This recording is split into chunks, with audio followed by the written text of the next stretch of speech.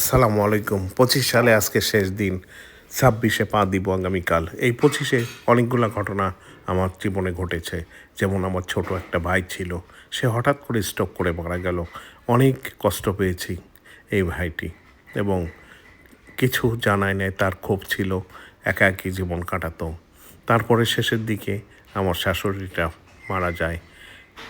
২টা বিচ্ছেদ এবছর ছিল এবং এবছর অসুস্থতাও ছিলাম কিছুদিন এবং ঠান্ডা কাশি লেগেছিল।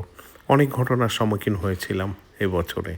জানি না সামনের বছর কী আসে, কী হয়, কিভাবে চলবো, কিভাবে জীবন অতিবাহিত হবে আল্লাহ তাআলাই জানে। নতুন সরকার গঠন হবে সামনে বছর এবং সেই সরকার কিভাবে আমাদের পরিচালনা করে এবং কতটুকু ভালো হয় মধ্যবিত্তদের জন্য, সেই অপেক্ষায় আছি। এই ২৬ সাল যে আসতেছে, এই সালটাই আমার চাকরি জীবনে পুরোপুরি শেষ বছর। এরপরে আর কোনো পুরোপুরি বছর পাবো না। ২৭-এ প্রথম দিকে রিটায়ার্ডে চলে আসবো। ধন্যবাদ। ভালো থাকবেন।